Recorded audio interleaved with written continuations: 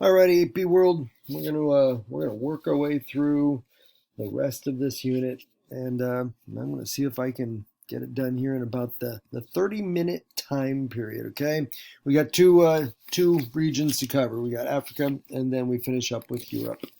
So here we go. All right, gonna start marching us through here. Um, Here we are. Okay, so as far as political structures go, and just the way that if we think of the idea of government, first, if we're thinking about the early part of our time period of 1200, we're still kind of looking at it. Basically, we're looking at kind of a transition time going on in Africa. A lot of parts of Africa, you would have seen kin-based networks that were basically running different little, I don't know, we're not even going to call them kingdoms. Really, this was more like tribal affiliations and things like that in these earlier days. And so when we talk about kin-based, we're talking about a lot of times that it is family-based, and a lot of times headed up by chiefs, and we see a lot of that scattered through really all the regions of Africa, kind of going to the year 1000 and before then. And so, like I said, by the time we're getting into our time period, and we're looking around, 1000 up to about 1200. That's where you start to see things begin to transition to kingdom based, and you're going to see the rise of all these different kingdoms in different parts of Africa, and that will kind of transplant the kin-based systems that had been running the place before then. One of the early examples of that, which is going to be created in what would be modern day Nigeria, is the Hausa kingdoms, and I've got that plural. It's not a typo because there's going to be like a series of them. And this it's a pretty loose run kingdom. We talk about some of them here that were highly centralized and that sort of thing, and the Hausa kingdoms would not be examples of that. Not completely decentralized because they do have a kingdom, but still at the same time, nothing that is highly tightly run, based on trade. Okay, and get used to this as we're talking about Africa. Trade is gonna be what really kind of rocks most of the continent, and we'll talk about here before we get finished with Africa. Some of the different areas that trade was coming from, but that is what is going to kind of power these House of Kingdoms in this part of Africa. All right, looking at West and East Africa. If we head on to, oh, there we go. We'll start with Ghana, and with Ghana, which is a little bit more than West Africa. With that, here's where we start to really see, and I've got the star and the crescent there, which some of you know that's symbolic of Islam, and this is where we start to see both kind of we see those impacts coming from the world of Islam. So we're seeing that Muslim influence come in, and then we're also seeing along with that, and why we see that is trade. Okay, so just like we've learned about with Darul al-Islam and the spread of Darul al-Islam, it is going to penetrate really deep into Africa, and you're going to have these merchants who are coming from the Middle East, Islamic merchants, who not only are going to be bringing trade goods and then bringing seeking trade goods from the Africans, but they're also going to be bringing their faith with them, and that faith is going to take hold in a lot of these parts of Africa. And the influences of that seen to this very day. You see a significant amount of the Islamic faith still evidenced in numerous parts of Africa, even now. Mali is another one of these kingdoms that comes to rise, and this is one that. Well, but wait a minute. Let me back up the train here. I'm getting really kind of ahead of myself. The trade, and you can kind of see on the map up there, the top corner, the trade that is going on, a lot of it is going to actually be referred to as the trans-Saharan trade. And so that's where you see the Middle Easterners are going to be coming from, basically our Southwest Asia area here, and then cutting across in several trade networks that go across the Sahara and then down here into West Africa and then you have other routes that are accessing Eastern Africa over on the other side there. Okay, but both of them originating out of Southwest Asia, the Middle East, and basically ground zero for Dar al-Islam, right? The kind of goods, and I'm talking about trade. You can possibly are thinking, what were they trading, Mr. Floyd? Well, let me tell you. In Ghana, they were trading a lot of ivory, a lot of gold. They had gold fields and gold mines, so they had the access to that, and salt being another big one, and copper as well. And so what they're getting from the Middle East, a lot of it is just kind of is slightly modernized tools and things like that are coming that the Africans are then able to use for some of the other work that they're doing to gain some of those things, like the copper and the gold and that. But a lot of trade goods that have that strong demand coming from the Middle East. Okay. Ghana does have a more structured or centralized government than what we were talking about with the Hausa Kingdom, and then when we get down to Mali, Mali is going to end up being pretty much just a Muslim-led trade-based empire, mainly going to be built off gold trade. And Mansa Musa will be the Muslim leader. He's an African, but he is an African who makes that full conversion to Islam and then leads his kingdom as an Islamic kingdom. Okay, so a little bit of that there. All right, Zimbabwe, which I think we talked a little bit about there in Unit 0 as well, and another one where the gold trade is going to be huge for them. They will have access to plenty of gold, just given their geography, and they will establish trade links with that gold as well, getting that to other parts of Africa, and then again back to the Middle East. Ethiopia. Ethiopia is, I put the crucifix up there because Ethiopia is going to be kind of a little bit of an outlier. They're another trade based, and they're going to be doing a lot of trade with the Middle East, with India. Eventually, they're going to be doing some trade up into parts of Southern Europe. But they are a Christian kingdom, and they are going to make contact with Christians through trade, and that would be trade mainly coming from some of those parts of Europe, and that is going to be the faith that is going to take hold there, and you still see some of those influences that exist to this very day. Okay, move it along here. Let's see, taking a look at sub-Saharan African society. All right. We talked about, again, kinship before, and that whole idea of a family is going to be a huge one when we look at parts of Africa. And again, when I use that term sub-Saharan, we're talking about south of the Sahara Desert. So kind of in through, Central Africa and that sort of thing. But age and gender are going to be determining factors as well as to where people, where they kind of sit in terms of society. We're going to be talking about I'm not going to say just a full top-down patriarchal kind of system, but it is definitely one that is going to typically lend more power to men.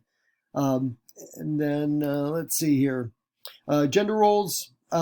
Usually when we look at society here in sub-Saharan, we're looking at men who have relatively specialized skills, and they use those in terms of, a trade or a profession, however we want to describe that. And women were usually left with a lot of the agricultural duties, farming duties, domestic duties with child raising and that sort of a thing. Okay. Slavery. Africans are going to make pretty extensive use of slavery with some of these kingdoms when they fight against each other. The prisoners that they take will be converted basically to slaves, sometimes used within the kingdoms themselves, but increasingly traded to some of these other these other regions that they have these trade networks already established. There'll be a fair number of African slaves that end up in the Middle East and are going to be forced into working up there. Sometimes pressed into a military, but a lot of times it's just doing kind of the manual labor and all of that sort of thing. The Zandra Rebellion is a reminder that whenever we're talking about the topic of slavery, and even back in in these early times, very very often slaves were reluctant to just kind of put up with their condition.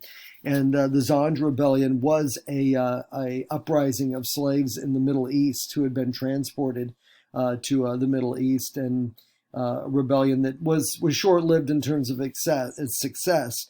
But again, it's one of those, just an example of the fact that wherever you have slavery, and we'll be definitely spending time dropping in on it in AP World. But it just always goes hand in hand that with slavery comes resistance to slavery. Okay. Let's see a little bit more. We talk about cultural life.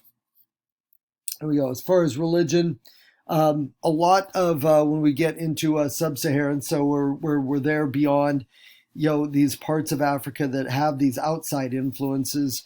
And so a lot of the indigenous native kind of religions, a lot of it gets more back into like ancestral worship, that sort of thing. If we're thinking of, more of like the native religions of Africa, not those areas that are getting the Islamic influence, the Christian influence, that sort of thing. Moving over to this next one, arts and religion. The Africans were definitely really shined when it came to kind of visual arts, and kind of like you see the little statuette off to the side, especially working with metals. They were masters of metalwork, and a lot of times a lot of this was it was artwork, but it was artwork that had very very strong religious significance, had to do with the different kinds of deities they might worship and that sort of a thing. And then I'll finish off Africa with a reference to griots and griots. Kind of take it that way there. And one of the things that was unique to Africa compared to some of the other areas we've looked at is most of the parts of Africa didn't have a written language, and so they depended heavily on kind of these oral storytellers and these people, men and women, that were entrusted with being the keepers of history, the keepers of culture, the keepers of tradition. And the griots and the griots were these people who were that was their job. That was their specialized skill, was to get the stories from the older generations, and then to make sure that they were passed on to the next generation. They didn't have books, they didn't have manuscripts, they didn't have that. So instead, their history is a history, and it's why we know of it, is because of the work of people like that to pass along the stories from transmitting those stories from one generation to another. All right, there we go. And now we'll finish things off in Europe. Okay, the medieval period of Europe, that is a term used to describe the 5th and 6th centuries that you have there. Okay, another reminder for you there, visually speaking, that if you haven't seen Monty Python and the Holy Grail, what are you waiting for? It's got to be out there for one of the free streaming services. It's just I gotta believe it.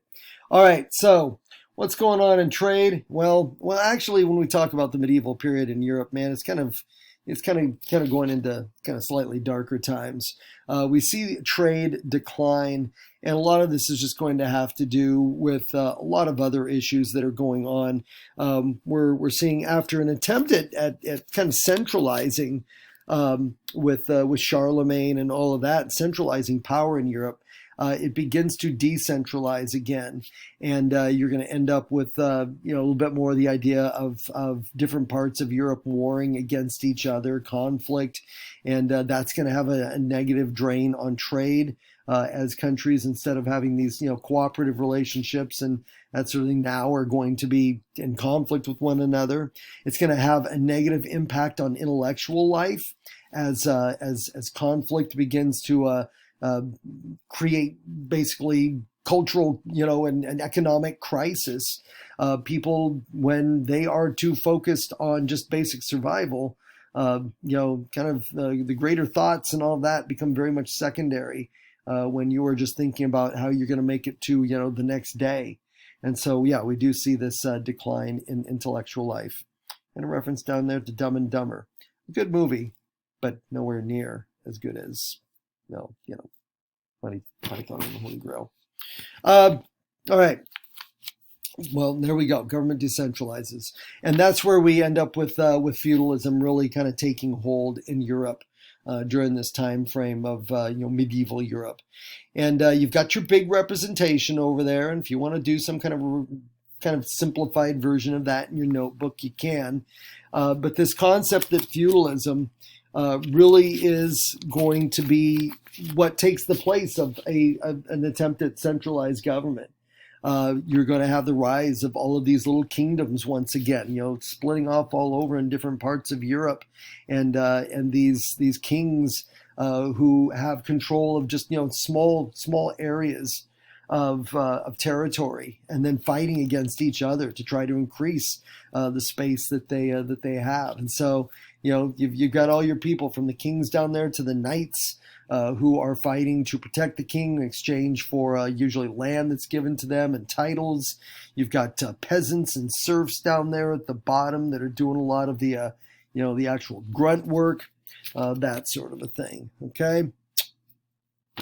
Oh no, I'm hiding 3 fields behind that picture. Oh well. The manorial system, I guess not everything is like, you could just say it's all bad news. There's actually something good that comes out of all this, and it's not a direct result of feudalism. But as you have all these little kingdoms popping up and people who are taking ownership over land, some of them are going to start getting more creative with the methods being used for farming. And this is where we get the 3 field system that is created during this time frame. And some of you AP folks, you remember we learned about this last year. In World Studies, we even, I think, talked about it pretty quick too. And this is the idea of taking your fields, and instead of just, every season you plant the same crop and then, you harvest it and next season you're right back with it. They find out that over time it destroys the soil, strips it of nutrients and all that sort of thing. And pretty soon you can't plant on it anymore. And so over a series of a lot of trial and error, we get the 3 field system, where they take the fields and, well, I've got this terrible little picture down there at the bottom that tries to represent it, but I don't know, maybe you can squint and see. You take your fields and you divide them into thirds. And basically you're going to plant 2 crops on those 2 fields, and then you're going to allow 1 field to go to fallow. In other words, you're not going to do anything with it. You're just going to go ahead and let it rest a year, a season. And that gives the soil a chance to kind of regenerate itself and, get those little nutrients and all that kind of thing going. And this is going to have some real significance because, when we talk about this decentralization and some of these declines that have been going up Europe during the medieval period, the 3 field system is actually going to start to stabilize food supplies in Europe, because it's going to produce more productive crops. And at the end of every season. And so you're going to see food supplies never really become a real serious issue kind of going forward from that point. Okay, the manorial system is just a reference to kind of the land that was granted to a lot of these nobles, under the feudal system, and they would operate a manor, which you kind of see pictured over there on the far right. You'd have kind of the big house where the Lord lived, and then all of this territory, this land would be theirs. They maintain the housing. They employ serfs, basically these farm laborer kind of peasants, and in exchange for their labor, they're given a place to live. They've got a food to eat. They usually, they share out with a little bit of the return from the crop, and it's enough just to kind of keep them living. Okay, you're not going to have any kind of a fancy life coming out of being a serf back in those days. Anyhow, that's the manorial system and the 3 field system. All right. Okay, the High Middle Ages. This is where we start to see things go swinging back the other way. and we're going to start to see feudalism begin to fade into the background, and the return of strong kings and eventually queens too. And so getting some of these monarchies that are going to show up. When you see that term monarchy, that's what we're referring to as leadership by kings and queens, monarchs. Okay, you're also going to see that these monarchies are going to finally playing some catch up with kind of the Chinese or maybe the Incans or wherever else from the way back, and they're going to be developing bureaucracies to run these monarchies. All right, so these governments systems that will have all their different departments and complexities involved with them. All right. Why am I repeating monarchies there? I don't know. Because as these monarchies grow, they're going to also, yep, I didn't really put it in there. It's interesting. They begin to raise large armies. And this is where we're going to start to see these big organized armies begin to appear in Europe. Not just little small kind of, we're back there in feudalism, you might have knights that would, protect a king, but now you're going to have these large standing armies that are controlled by these kings and queens. Okay. Quick look at some of the major monarchies. We have one that comes to rise in France and is controlled by the king, and then the king to an extent kind of shares some power with what is referred to as the estates. There were three of them in France. You had the clergy was one estate, the nobles was another, and then you had the commoners was like then everyone else. And those three estates were given kind of some say within the monarchy of France, but ultimately, really, the king had the final say. All right. The Holy Roman Empire. This is going to be centered back in these times in they didn't call it Germany yet, but we would recognize it as Germany here in Central Europe. Germany back then was actually just all these kind of little states and little kingdoms. They had not unified yet, but that is where the Holy Roman Empire, kind of going back to Charlemagne, that's where the remnants of that still remains and now begins to make kind of this comeback. And then you'll have Norman England during this time, and the rise of a monarchy is in there as well. Their monarchy will be probably the least controlling of some of the others that we'll be taking a look at. Their king is going to have to accede to what comes to be what's called the Magna Carta, which is basically a constitution that gave rights to the people of England. That it wasn't going to be an absolute power kind of a situation for the king and the monarchs of England. And then eventually they're also going to have to share some of their power with Parliament, a representative government body that will exist in England. Okay. All right. Moving along. How am I doing? I got 7 minutes. Can I do it? Oh boy. Let's see. For the Roman Catholic Church. Okay, let's talk about the Roman Catholic Church. First of all, let's talk about the Great Schism that takes place. This is where we see the church break into. Do I have them in here? No, I sure don't. I'll talk to you about it. It's gonna break into the Roman Catholic Church, which will be still located in Rome, headquartered in Rome, and make up most of Europe. And then the other part of it is going to be the Orthodox Church. And this will be further to the east, and eventually really find most of it into this day where most adherents to the Orthodox Church are located is Russia and Ukraine, places like that. This break takes place, and why the church splits into two. It's a lot of different issues that come up. Some of it is differences in opinion about how much authority the Pope should have. And you're going to have a big divide in how much, should they be all ruling? Should their power be somewhat watered down? Basically, the West and the East can't agree on that. You also have some just basic differences that we could call, I guess, ecclesiastical or theological differences about, everything from kind of interpretation of the New Testament to, religious practices and rituals themselves. They can't be rectified. They can't be, there's no finding a middle ground. And so it results in this divide, this schism that takes place. Okay, education and the arts. Yes, the Catholic Church will play a strong role in promoting education and the arts. A lot of the education will be religious education, and a lot of the art will be they will use a system called patronage, where the church will contribute money to artists so that they can just focus on their art. And a lot of times the art is going to be very religious themed. It's to kind of, to glorify the church, that sort of thing. All right. Church and state, we're not going to necessarily have full on theologies, or theocracies. There we go. Get the right one there, Floyd. Theocracies. But you are going to see where there is a heavy involvement in a lot of the states that are rising. These new governments that are rising. You are going to see a lot of involvement by the church, and in some cases where it's almost like they're flirting with the idea of theocracy. But not quite there. But there's no getting around that there will be, and sometimes, some pretty cozy relationships. Okay, monasticism is kind of the rise of monks within the Catholic Church, and you kind of see the picture of the monk over there on the right side, and then some of the kind of the abbeys and housing for these monks. They are going to play a real strong role in basically acting, number one, as kind of like ambassadors to the faith, but also an economic role as far as money makers for the Catholic Church. Some of them involved in things like craft work and as scribes, where they're copying Bibles and that sort of thing before the invention of the printing press. Those kinds of things.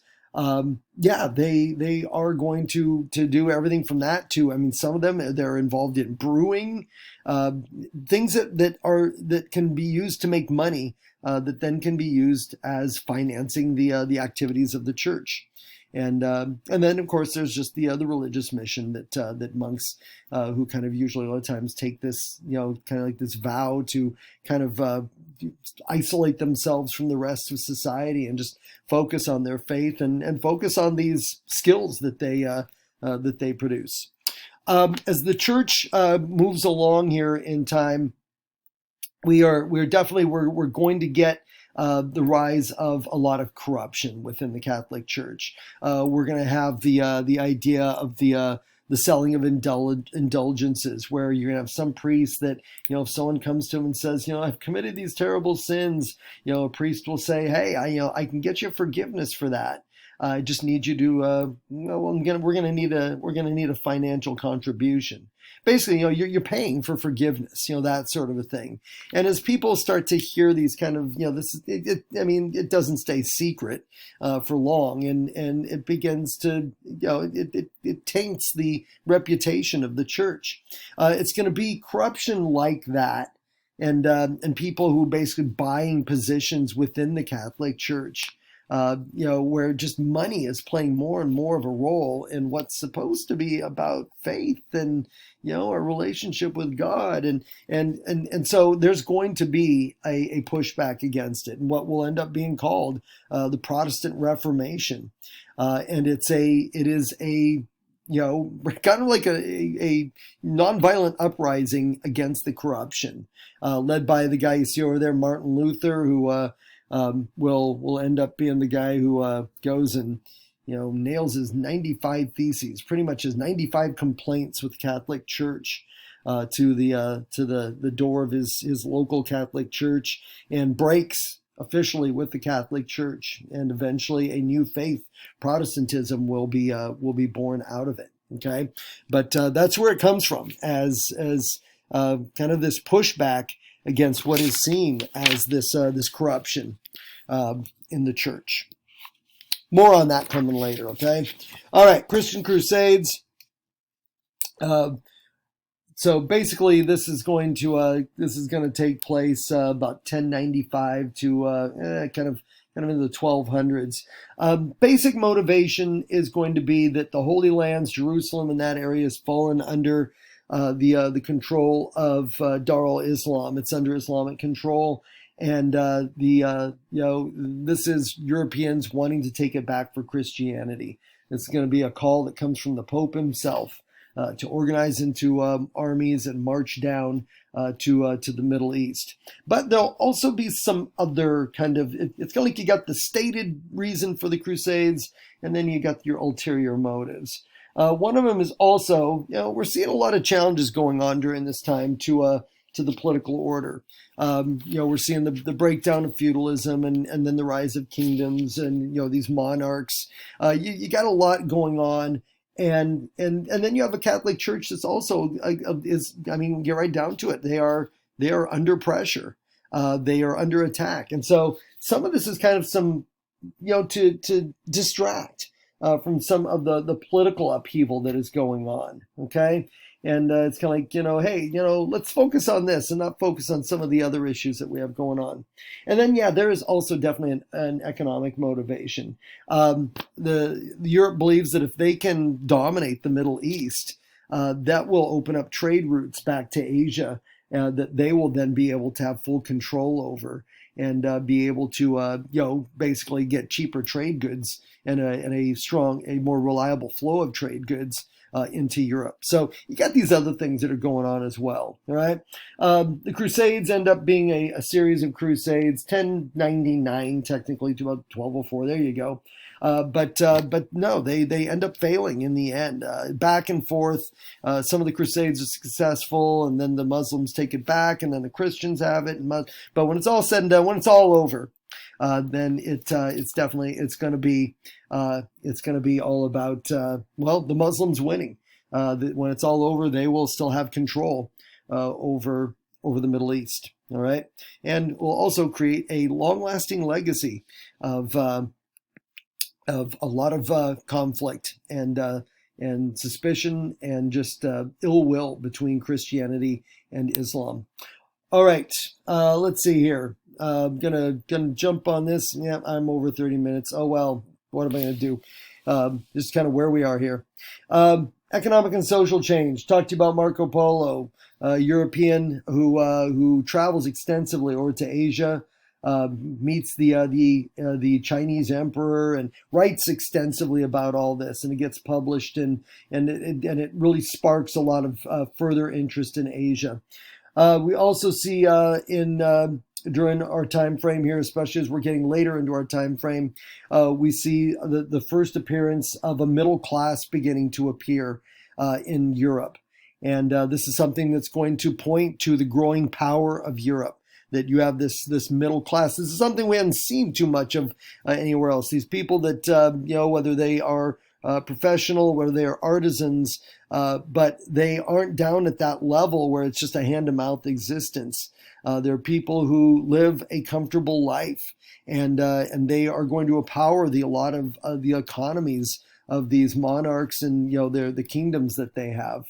You're also going to see in Europe, as we go closer here into the end of our time frame, that a lot of towns are going to be starting to pop up. Towns and cities, we're going to see this real big increase in urban growth. And then a lot of this connects back to what we were talking about with the three-field system. Again, with a steady food supply, populations grow steadily, and now you're going to see that kind of little mini explosion in urban growth. Not everything is all positive.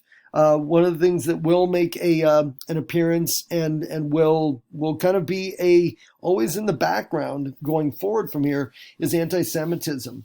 There are going to be a lot of Jews who have made their way to the various parts of Europe, dating all the way back to when they were pushed out of their promised land by the Romans. And they are basically people who live in a diaspora. They are removed from their homeland. And so they travel, they spread through Europe and try to, make a home for themselves. But wherever they go, they are very, very much, a religious minority, and they suffer extreme discrimination because of it. In some cases, that discrimination isn't just, harassment and, bullying and that sort of thing. It's actual, what they call pogroms, where Jews are rounded up and they're being killed. Violence being committed against them. And anti-Semitism is that term we use. It is very, very specific, describing this kind of hatred towards Jews and definitely one of those phenomenon that is going to remain a just part of what is going to exist in Europe, and then we'll blow up into something really dark and ugly in the 20th century. You will also get some Muslims who will make their way up into Europe, although they pretty much stay isolated down in kind of the southeast corner of Europe. You don't see a lot of appearance of Muslims in other parts. Okay, and then as far as women's roles, sorry, ladies, this is going to be a time when when women are watching their social standing. I mean, it never had been that great in Europe, but now it's being diminished even further. And just they're being relegated more and more to just this idea that you're at home, you're taking care of kids, you are just domestic duties. That is it. Okay. All right. And then the last topic I'm going to hit on here is the Renaissance, and basically it's going to be a revival of interest in old Greek and Roman culture, arts, literature, that sort of thing. Most of these things had kind of been lost to history. The Muslims had translated them. Those translations make it to Europe and are translated in their various languages, and it sparks kind of this rebirth, which is what Renaissance means, and this interest in everything that the Romans and Greeks had kind of focused on in terms of knowledge and learning. And then it's going to go from there. This is going to be powered by this middle class. And the prosperity that they have, they're going to be able to pay money for everything from the translated works, buying books to buying artwork, those kinds of things. And so this growing middle class is definitely going to play a role in all of this. Humanism and secularism. These are going to be a couple of ideas that are going to rise within some elements of Renaissance culture. And both of them kind of point toward the same thing, and they're kind of controversial ideas for the time, and that is to maybe think about the person over religion and over faith, almost putting an emphasis on the individual over God. Okay, so you can see the controversy that would be involved in that. Humanism really was. It was this, Leonardo da Vinci is kind of seen as like the ultimate humanist. This guy that was just so fascinated with, everything from the human body to, all kinds of little experiments to, the Mona Lisa there. I mean, he was just fascinated with the potential that we as humans had, and what he saw within himself. Okay. And that's kind of what humanism is. It's not that very inward, where your life completely, totally revolves around your religious faith. And secularism is kind of almost kind of the same thing. It is where religious basically considerations are made secondary in life, in government and that sort of thing. And so those are a couple of ideas that are being introduced during the Renaissance, and definitely are going to be seen as a threat to the Catholic Church and other religions, and there'll be pushback on that. Let's see. Southern Renaissance is a reference to the Renaissance most people think of, the one that takes place down in Italy, but also in Spain. This is where the church really kicks in, really, really major patronage. A lot of the major works of the Renaissance, the David, and some of these others, a lot of these come back down to just the idea that the church is paying for these works. They're paying for the artists. Because, well, I'm going to say, ultimately, they want these works to glorify the faith, okay? And so that's why we see so many of these Renaissance works are very, very religiously themed. Up in the northern part of the Renaissance, which is more like Holland and parts of Germany that aren't Germany yet, there you're going to see more of the humanistic emphasis, not so much the religious emphasis. And a lot of the paintings, I don't know, you look at the two on the left side, those are both coming out of the Northern Renaissance. And it's just focus on, on people. And I think that lady had her pet ferret with her. And then, coming out of the Renaissance in the South, you've got all these religious works, all right? So kind of the difference between the two of them. All right, ready? And that gets us there. at 40 minutes. I'm sorry, guys.